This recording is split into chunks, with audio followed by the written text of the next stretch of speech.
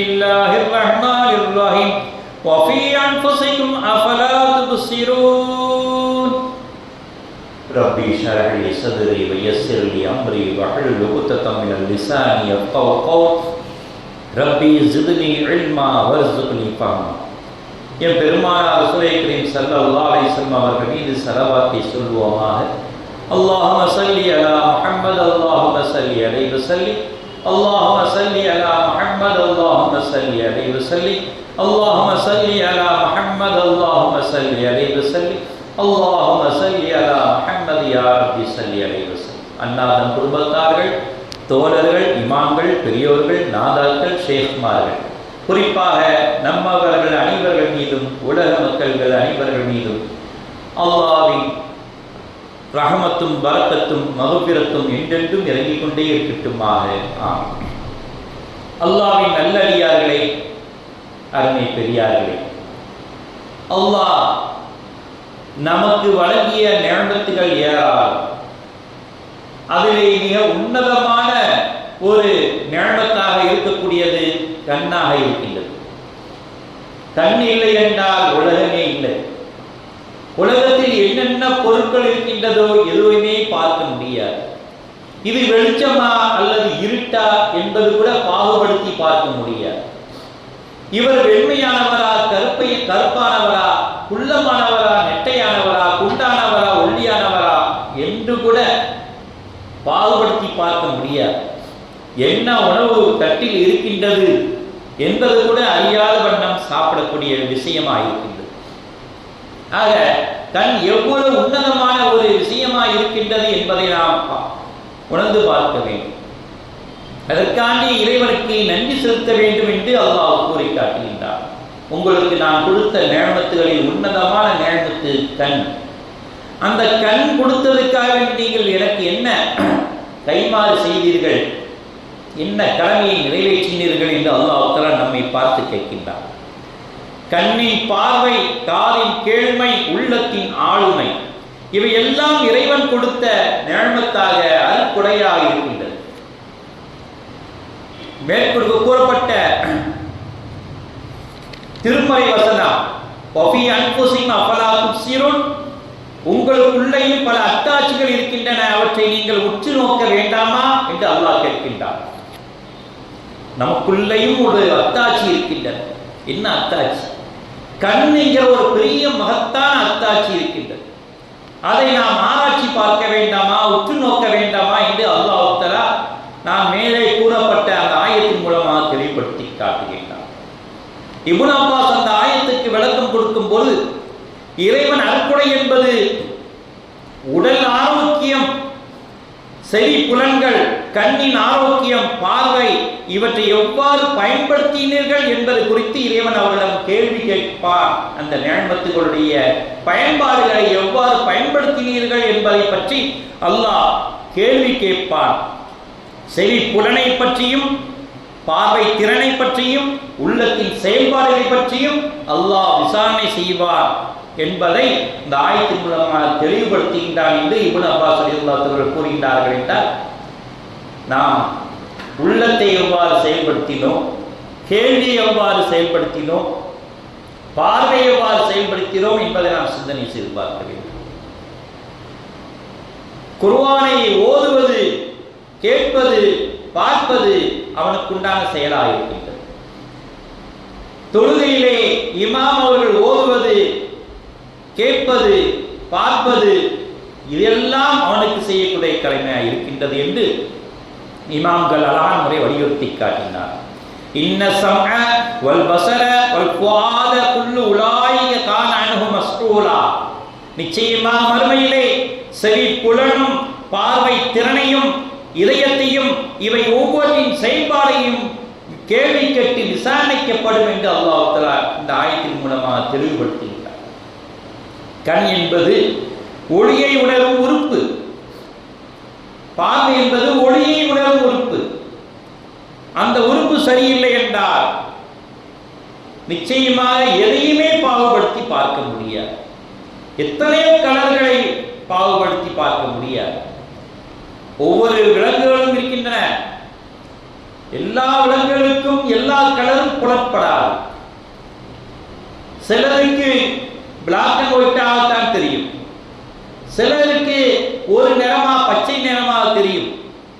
இப்படியாக ஒவ்வொரு மிருகங்களுக்கும் ஒவ்வொரு நிறம் கண்களுக்கு தெரிகின்றது. ஆனால் மனிதனுக்கு மட்டுமே அனைத்து விதமான கலர்களையும் விப்ஜியார் என்று சொல்லக்கூடிய 7 வகை கலரிலே 700 வகையான கலரையும் பாகுபடுத்தி பார்க்கக்கூடிய திறன் மனிதனுக்கு இருக்கின்றது என்று விஞ்ஞானிகள் அழகாக சொல்லி காட்டினார். ஆகவே தான் ஒளியை உணரும் உறுப்பு ஐம்புலன்களிலும் ஒன்றாக கண்ணாக இருக்கின்றது என்று வல்லுநர்கள் நமக்கு விளக்கம் அளிக்கின்றார்கள். பார்த்தல், கேட்டல், நுகர்தல், ருசித்தல், உணர்தல் எந்த ஐம்புலன்கள் கண், காது, மூக்கு, நாக்கு, தோல், இந்த ஐம்புலன்களில் ஒன்றாக மேம்படுத்தப்பட்ட ஒன்றாக கண் இருக்கின்றது என்று நமக்கு விளங்க முடியும். ஆகவே தான் பெருமானார் ரசூலுல்லாஹி கரீம் ஸல்லல்லாஹு அலைஹி அவர்கள் கண்ணை பாதுகாத்துக் கொள்ளுங்கள் என்று சொல்லுகின்றார்கள். கெட்ட பார்வை, கெட்ட செயல்பாடுகளை விட்டும் கண்ணை பேணி பார்த்துக் கொள்ளுங்கள். எந்த காலத்தில் 1500 ஆண்டுகளுக்கு முன்னரே அந்த விஷயத்தை சொல்லி காட்டினார்கள் என்றால் இப்பொழுது நாம் கேட்கவா வேண்டும்? இப்பொழுது எவ்வளவு பேடிக்கையாக இருக்க வேண்டும் என்பதை நாம் சிந்தனை செய்து பார்க்கிறோம். மனித கண்கள் 1 கோடி கலர்களையும் வண்ணங்களையும் பார்க்கக்கூடிய ஒன்றாக இருக்கின்றது என்று சொல்லி காட்டினார். 1 கோடி கலர், அசல் கலர் 7 தான். அந்த 7 கலர்ல 1 கோடி கலர்களையும் அவன் உண்டாக்குகின்றான். அந்த 1 கோடி கலர்களையும் பாகுபடுத்தி பார்க்கக்கூடிய ஒரு புலன் இந்த கண்ணின் புலனாக இருந்து கொண்டிருக்கின்றது என்று சொல்லி காட்டினார். அதன் மெகா பிக்சல் அளவு 570 ஆகும் என்று சொல்லி காட்டினார். ஒரு கேமரா போட்டோ எடுத்தா குறிப்பிட்ட தூரம் தான் தெரியும். நம் கண்ணை கொண்டு பார்க்கக்கூடிய 1 கிலோமீட்டர் தூரக்கூடிய ஒரு விஷயத்தை கூட நம் கண்களால் புலப்பட முடியும். சூரியனை கூட பார்க்க முடியும், சந்திரனை பார்க்க முடியும், நட்சத்திரங்களை பார்க்க முடியும், இன்னும் கோடான கோடி விஷயங்களிலும் இந்த கண்ணால் பார்க்க முடியும். அப்படிப்பட்ட நியமத்துகளை அல்லாஹ் தஆலா மனிதருக்கு கொடுத்திருக்கின்றான் என்று பெருமானார் ரசூலுல்லாஹி கரீம் ஸல்லல்லாஹு அலைஹி சொல்லி காட்டினார். ஒரு உதாரணமாக சொல்ல போனால், தும்மும் பொழுது ஏராளமான கிருமிகள் உடம்பில் இருந்து வெளியாகின்றன. மூக்கின் வழியாக, காதின் வழியாக, வாயின் வழியாக வெளியேறுகின்றன. ஆனால் கண்ணு மட்டும் மூடிக்கொள்கின்றன. ஏனென்றால் கண்ணின் வழியாக கிருமிகள் வந்துவிட்டால் கண் பாதிப்பு வந்துவிடக் கூடாது என்பதற்காக வேண்டிய அல்லாஹ் கொடுத்த நியமத். தும்மும் பொழுது கண் மட்டும் மூடிக்கொள்ளும், மற்ற எல்லாம் திறந்து கொள்ளும். ஆகவே தான் என் கண்ணை பாதுகாத்தாயே அல்ஹம்துலில்லாஹ். என் இதயம் ஒரு நொடி நிற்கின்றது தும்மும் பொழுது, அந்த ஒரு நொடி நின்று திரும்ப இயங்க வைத்தாயே அல்ஹம்துலில்லாஹ். அல்லாஹ் சொல்லிக் கொடுக்கக்கூடிய விஷயம். பெருமானார் ரசூலுல்லாஹி கரீம் ஸல்லல்லாஹு அலைஹி சொல்லி காட்டினார்கள், கண்ணையும் இதயத்தையும் பாதுகாக்க அல்ஹம்துலில்லாஹ் என்று சொல்லி காட்டினார். எவ்வளவு பெரிய விஷயம்! கண்ணை திறந்து துப்பிருந்தா என்ன செய்யும்? கண்ணின் வழியாக நீர் துவாரம் அழைத்து கண் பார்வையை தெரியாமல் போயிடும். அவ்வளோ போர்ஸா வரும். தும்பும் பொழுது அவ்வளோ போர்ஸா வரும். காதின் வழியாக, மூக்கின் வழியாக, வாயின் வழியாக. கண் மட்டும் அழகா மூடிக்கொள்கின்றது. சில பேர் பாடும் பொழுது காதை பொத்திக் கொள்வார், காது சிவராயிரும். ஏன்னா அவ்வளோ உச்சத்தில் பாடுவாங்க, காதை பொத்திக்கிட்டு பாடுவாங்க. ஏன்? காது உயரக்கூடாது என்பதற்காக. அதே போல அல்லாஹ் இயற்கையாகவே, நாம் மூடல, அல்லாஹ்வே இயற்கையாகவே மூட வைக்கின்றான். தும்பும் பொழுது கண்ணை மூட வைக்கின்றான் என்று பெருமானார் ரசூலுல்லாஹி கரீம் ஸல்லல்லாஹு அலைஹி சொல்லி காட்டினார்கள் என்றால் எவ்வளவு பெரிய விஷயமா இருக்கும். உலகத்திலே 2 பேர் தான் கண் பார்வையிலே பேசக்கூடியவர்கள், கண் ஜாடையிலே பேசக்கூடியவர்கள். உலகத்திலே 2 ஜீவன், ஒன்று மனித ஜீவன், ஒன்று நாய். இந்த 2 விஷயங்கள் தான் கண் ஜாடையிலே பேசக்கூடிய ஒன்றாக இருக்கின்றது என்று விஞ்ஞானிகள் கண்டுபிடித்து சொல்லி காட்டியிருக்கின்றார். 10 நொடிக்கு ஒரு முறை கண் சிமிட்டுகிறோம். குழந்தைகள் நிமிடத்துக்கு ஒரு முறை கண் சிமிட்டுகிறது. பெரியவர்கள் 14 17 தடவை கண் சிமிட்டுகின்றார்கள் ஒரு நிமிடத்துக்கு என்று கண்டுபிடித்திருக்கிறார். குழந்தைகள் அவ்வளவா கண் சிமிட்ட குறிப்பிட்ட ஏஜ் வரை. அது குறிப்பிட்ட ஏஜ் தாண்ட போதுதான் கண் சிமிட்டவே ஆரம்பம். ஆனால் கண்ணின் மொழிகளை பார்க்கும்போது கண்கள் வலதுபுறமாக பார்த்து பேசினால் பொய் பேசுறான் அர்த்தம். கண் வலதுபுறமா நின்று பேசினா நம்மளை பார்க்காம அப்படி மேலிருந்து பேசிட்டு இருந்தா பொய் பேசுறான். இடதுபுறமா நின்று பேசுகின்றா அவன் உண்மை பேசுகிறான். மேலே பார்த்து பேசுகின்றான் என்றால் அவன் ஆளுமையை தனத்தை காட்டுகின்றான். அதற்கு கீழே பேசுகின்றான் என்றால் அணிபடுகின்றான். அவன் ஏதோ திட்டுனா என்ன செய்யணும், கண்ணை கீழே தலையை கீழே ஒழிஞ்சு தலையை பார்த்து பேசுவோம். ஒப்புக்கொள்றாங்க, நீங்க சொல்ற ஒப்புக்கொள்ற அப்படின்னு கண் கீழே செலுத்துகின்றான். கண்கள் அகல விரிச்சால் ஆச்சரியப்படுகின்றான். கண்ணா ஏதோ விஷயத்தை சொன்னா ஆச்சரியப்பட்டு கண்ணை அகலமா விரிக்கிறான், ஆச்சரியப்பட்டு சொல்கின்றான். கண்ணுக்குள் கண் பார்த்தால் காதல் கொள்கிறான். கண் உயர்ந்து தலை சாய்த்தால் எதையாவது தேடுகிறான், எதையோ யோசிக்கிறான், எதை தேடுகிறான். கூர்ந்து பார்த்தால் விரும்புகிறான். வேறு எங்கோ பார்த்தால் உங்களை தவிர்க்கிறான். வலதுபுறமாக இடதுபுறமாக மாறி மாறி பார்த்தால் அவன் பதட்டம் அடைகின்றான். பரபரப்பாக பேசினால் வெட்கப்படுகின்றான். இடதுபுறம் கீழாக பார்த்தால் தனக்குள் பேசுகிறான். இடதுபுறமாக மேலே பார்த்தால் பழசை நினைக்கின்றான். வலதுபுறமாக கீழே பார்த்தால் எதையோ யோசிக்கிறான். வலதுபுறமாக மேலே பார்த்தால் அதுவும் போய் பேசுகிறான் என்று கண் பார்வையை கூட ஆராய்ச்சி பார்க்கின்றார். போலீஸ் அதிகாரிகள் ஒரு குற்றவாளியை பார்த்தா அவன் பேசுறத வச்சே கண்டுபிடிச்சிருவாங்க.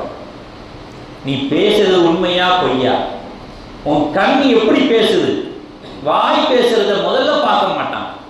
போலீஸ் அதிகாரிகள் உற்று நோக்கும்போது பாருங்க, வாய் பேசுவதை பார்க்க மாட்டார்கள், கண் பேசுவதை பார்ப்பார்கள். அவர்களுக்கு முதல்ல ட்ரைனிங் எடுக்கிறது அதுதான். இத்தனை விஷயங்களும் இதுக்கு மேலான ஏராள கண்ணின் விஷயங்களை பற்றி அவர்களுக்கு சொல்லிக் கொடுக்கப்படும். உண்மையை உடனே கண்டுபிடிப்பார்கள். இதெல்லாம் இறைவன் நமக்கு கொடுத்த அருட்கொடை அல்லவா? பெரியவர்கள் சொல்வார்கள், உன் கண்ணை பார்த்தே நீ என்ன செய்தாய் என்று கண்டுபிடித்து விடுவேன் என்று பெரியவர்கள் தான் நாம் சொல்வார். முடிக்கிற மொழியை பார்த்தா எனக்கு தெரியாது, அதை பார்த்தே நான் கண்டுபிடிச்சிருவேன் என்று சொல்கின்றார்கள். இன்னொரு இடத்துல சொல்லுவாங்க, அவன் கண் பட்டாச்சே போதுப்பா, எல்லாருக்காரையும் உருப்பட கண் திருஷ்டி பட்டுட்டான், அவன் கண் அப்படிப்பட்ட கண்ணு என்று சொல்லுவார்கள். மனைவி கோபம், கணவன் கோபமா இருந்தா என் மனைவி ஒரு பார்வை பார்த்த மயக்கும் கண், என்னுடைய கோபம் எல்லாம் பறந்துருச்சுன்னு சொல்லுவாங்க. மயக்கும் கண்ணுடையவள். மனைவி காந்த பார்வையுடையவள், சாந்த பார்வையுடையவள். அவள் பார்வை என்னை மறிமயங்க செய்துவிடும் என்று கண்ணை பற்றி போடுவார்கள். எந்த உறுப்பையும் இந்த அளவுக்கு போன்றதில்லை. கையை பற்றி, காலை பற்றி எதையும் போன்றது. கண் அவ்வளோ விஷயமா இருக்கின்றது. ஆகவே தான் இந்த அருட்கொடையை வழங்கிய இறைவனுக்கு மனிதன் நன்றி செலுத்த வேண்டும் என்று அல்லாஹ் தஆலா விரும்புகிறான். وَجَعَلَ لَكُمْ سَمْعًا وَالْأَبْصَارَ وَالْأَفْئِدَةَ لَعَلَّكُمْ تَشْكُرُونَ என்று அல்லாஹ் தஆலா சொல்லிக்காட்டு. அன்றையும் உங்களுக்கு செவி புலனையும் பார்வையும் இதயத்தையும் நீங்கள் நன்றி செலுத்தும் பொருட்டு அவன் அமைத்தான் என்று அல்லாஹ் தஆலா சொல்லிக்காட்டுகிறான். மற்றொரு ஆயத்திலே குல் ஹுவல்லதீ அன்ஷஅகும் வஜஅல லக்கும் ஸம்ஆ வல் அப்சார வல் அஃபீதத கலீலமா தஷ்குரூன் என்று சொல்லிக்காட்டுகிறான். நபியே நீர் கூறுவீராக, அவனே உங்களை படைத்து உங்களுக்கு செவி புலனையும் பார்வையும் இதயங்களையும் அமைத்தான், எனினும் மிக சொற்பமே உள்ளவர்கள் தான் நன்றி செலுத்தக்கூடியவர்களாக இருக்கின்றார்கள் என்று நபியே அவரை பார்த்து சொல்லுங்கள் என்று அல்லாஹ் தஆலா எச்சரிக்கை கொடுக்கிறார். இவ்வளவு நேமத்தை கொடுத்த நம் கண்ணுக்காக என்னைக்காவது அல்லாஹ்வுக்காக நினைச்சி, அல்லாஹ் எனக்கு இவ்வளவு பெரிய பார்வையை கொடுத்திருக்கின்றாய் என்று உனக்காக நான் 2 சொட்டு கண்ணீர் விடுகின்றேன் என்று விடுகின்றோமா? வாழ்நாளில் 2 சொட்டு இறைவனுக்காக நீ கண்ணீர் சிந்திய கண் நம்மை சொர்க்கத்தில் அழைத்து செல்கின்றது என்று சொல்லி காட்டுகிறார். மற்றொரு விஷயமாக, நிச்சயமா நாம் ஜின் வணக்கத்தையும் மனிதனிடத்தில் இருந்தும் அதிகமானவரை நரகத்துக்கு படைத்திருக்கின்றோம் என்று அல்லாஹ் தஆலா சொல்லி காட்டி, ஏனென்றால் அவர்களுக்கு கண்கள் உண்டு பார்க்க மாட்டார்கள், காதுகள் உண்டு கேட்க மாட்டார்கள், இதயம் உண்டு அறிவோடு சிந்திக்க மாட்டார்கள், ஆகவே அவர்கள் நரகத்தில் சென்றார்கள் என்று அல்லாஹ் எச்சரிக்கின்றார்.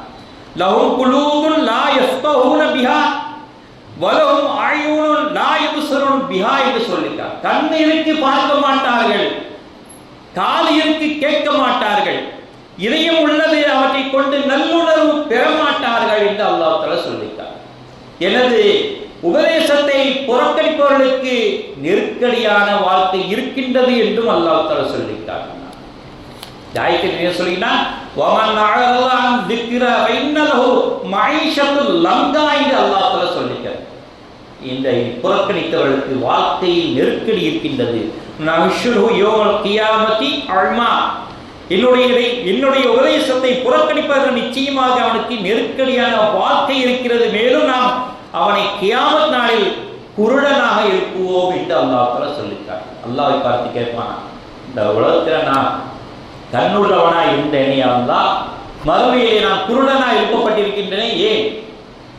உனக்கு கண்ணை கொடுத்து அதை கொண்டு பார்த்ததில்லை, இந்த கண்ணை கொண்டு எந்த பிரயோஜனம் அடையவில்லை, ஆகவே இந்த மறுமையிலே நான் குருடனாய் எழுப்பிவிட்டேன்.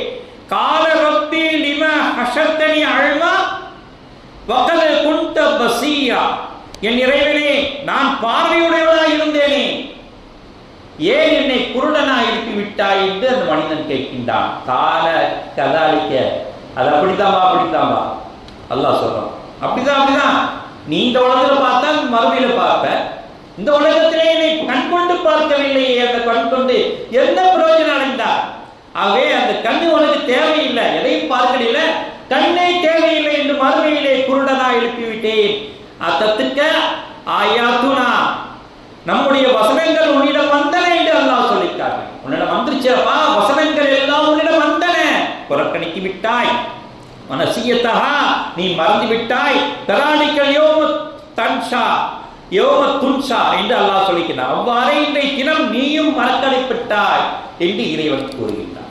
ஆகவே அன்பிற்குரியார்களே, இந்த கண் நமக்கு மறுமையிலேயும் வெளிச்சமான கண்ணாக இருக்க இந்த உலகத்திலே அல்லாஹ் எதையெல்லாம் உபயோகப்படுத்தி சொல்லி காட்டியிருக்கின்றானோ அதையெல்லாம் உபயோகப்படுத்துவோமாக. இப்ராஹிம், அன்னை ஹாஜர் அலைஹிஸ்ஸலாம் அவர்கள் செய்த தியாகம், இஸ்மாயில் அலைஹிஸ்ஸலாம் அவர்கள் செய்த தியாகம், பெருமானார் ரசூலுல்லாஹி கரீம் ஸல்லல்லாஹு அலைஹி வஸல்லம் தியாகம், சஹாபாக்கள் செய்த தியாகங்கள், இந்த இஸ்லாம் தியாகங்கள் நாம் எல்லாம் செய்ய வேண்டும். இந்த கண்ணை கொண்டு குர்ஆனை படிக்க வேண்டும், குர்ஆனை இதயத்தை கொண்டு குர்ஆனை விளங்க வேண்டும், காதை கொண்டு எல்லா பயானையும் கேட்க வேண்டும், மக்களுக்கு விளம்பரப்படுத்த வேண்டும். அதுதான் நமக்கு கூடிய முக்கியமான செயலாக இருக்கின்றது. அவர் செய்த தியாகத்தை கொஞ்சமாக நாம் தியாகம் செய்வோமாக. வாஹிதானா அல்ஹம்துலில்லாஹி ரப்பில் ஆலமீன்.